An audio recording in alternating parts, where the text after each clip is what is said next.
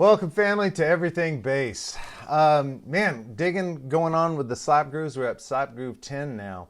And I felt it important to do what we call a thumb-only groove.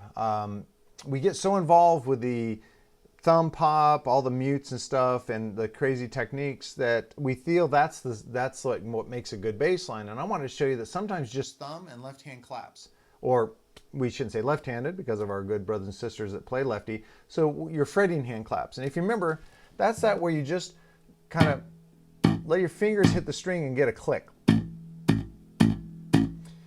Basically, tying that in with some thumbs, you can get some excellent rhythms. And that's what I was playing as the video started is today's example. So it might seem crazy and like, oh, that seems going to be hard to learn, but honestly, I promise you, it's a really repetitive series of actions I think you'll get down quickly. If you want to have the best chance at it, go to my Patreon page, which is patreon.com/everythingbass. Become a Backstage Pass subscriber. That gives you access to all of my printed material. Just find the Slap Groove 10 post, open it up, you'll see a link to the PDF, download it. It shows you both in tab and standard notation how to play the groove. And I think sometimes seeing it might help you, but I'm gonna do my best to describe it if you're just not able to become a subscriber at this time. Okay, so we're gonna start, as always, breaking it down to small elements. We're gonna start with an open E and a clap. Okay, that's easy enough. Then we do a muted thumb and another thumb, open. So we're going. I like that rhythm.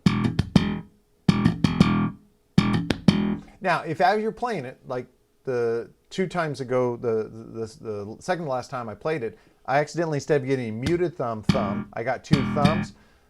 Don't freak out about that, because sometimes that's cool to let, sometimes play two full thumbs, then do the muted thumb.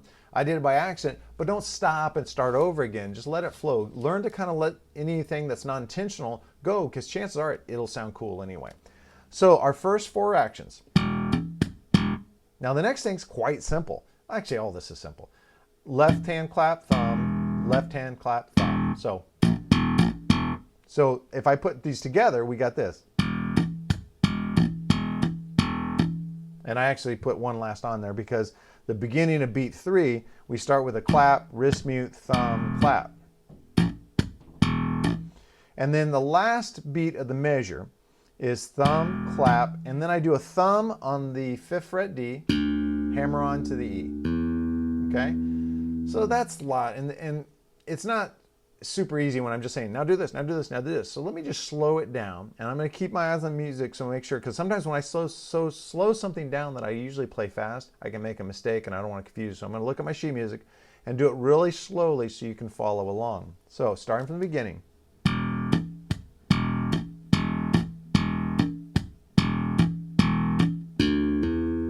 Okay, now a little faster.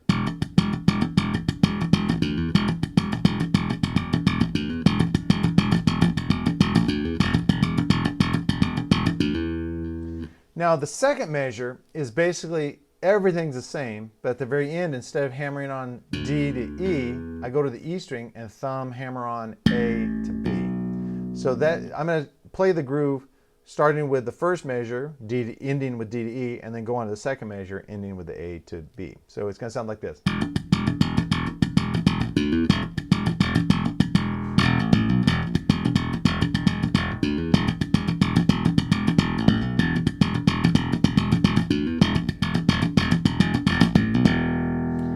So I always tell you guys to practice these new grooves slowly and a section at a time. When you get the basic mechanics down, if you try to play it really slow, I think it's really easy to add one too many claps or something like that. So a good medium tempo for me, when I first started working this out, was like,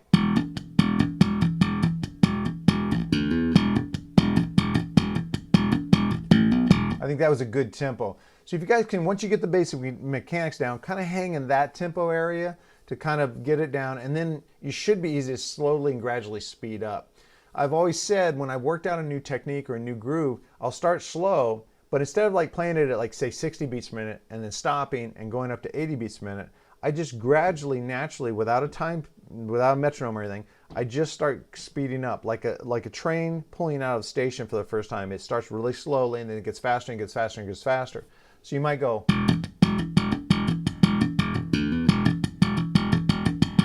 then a little faster.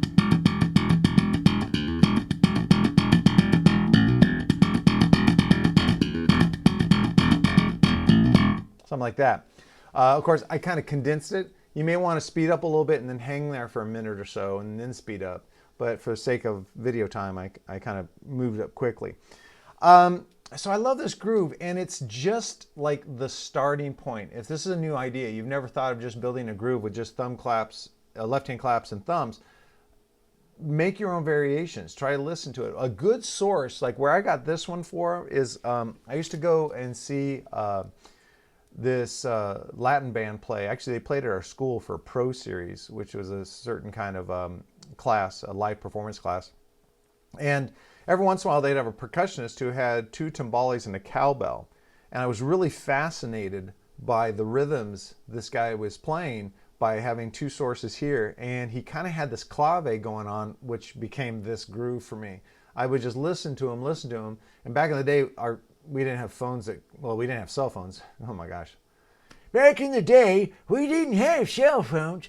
But we would carry little recorders and little mini cassette recorders. I remember recording him playing, coming back, listening to it, and trying to figure out like how I can imitate it. And that's where I got this groove, was from the timbale player. So sometimes just listening to cool different world rhythms, and then seeing how you can do it with 2, like a drummer would with 2 sticks. Seeing what kind of combinations, double stroke, single stroke things you can do to come up. I think it just can open a whole new kind of feel and vibe for your playing.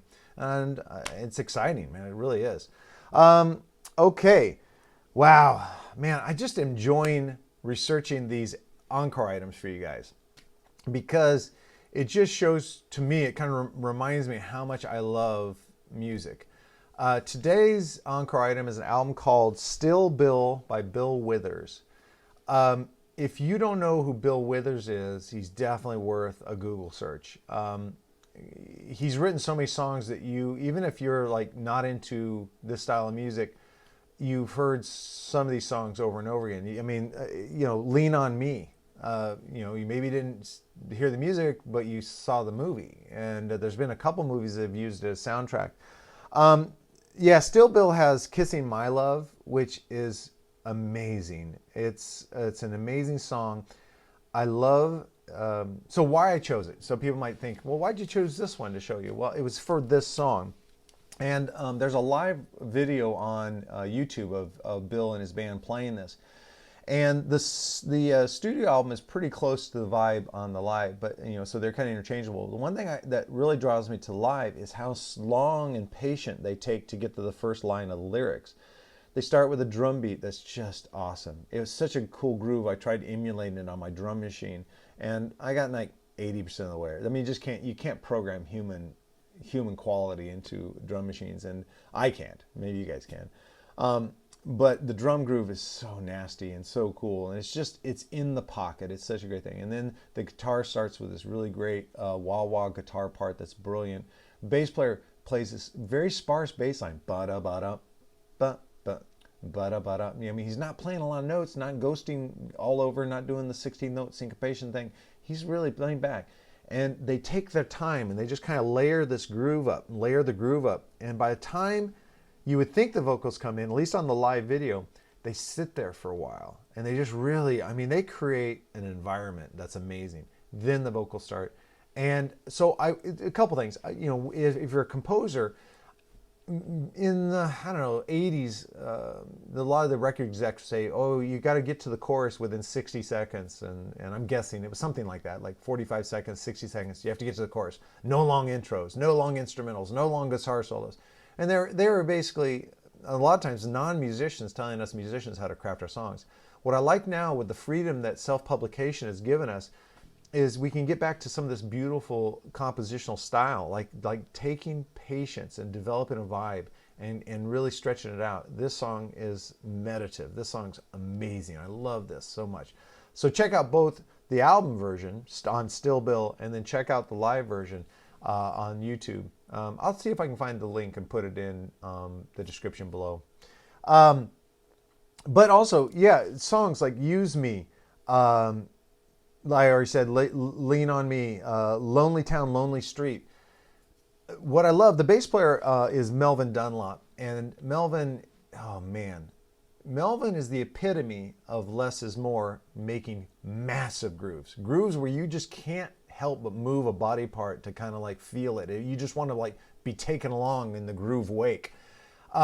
So if you find yourself, when you think, I'm going to play a groove line, or someone says, hey, play something funky, and you find yourself doing all this really crazy 16-note stuff, which is cool. I'm not disparaging that. I'm saying in addition to that, develop your ability to play a sparser line, something that leaves a lot of air, so other musicians can come in and go. Like, you'll listen on some of these songs, the bass player puts a rest in, but that's so the guitarist can do something.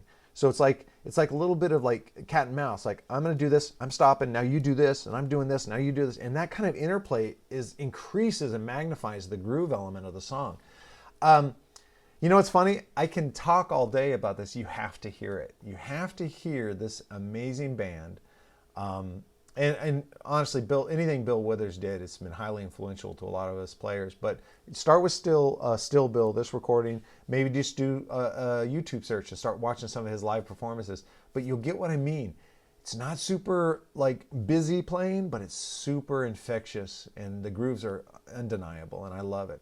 All right, Slap Groove 10, thumb only groove. Let me know what you think about that. And then Bill Withers, Still Bill.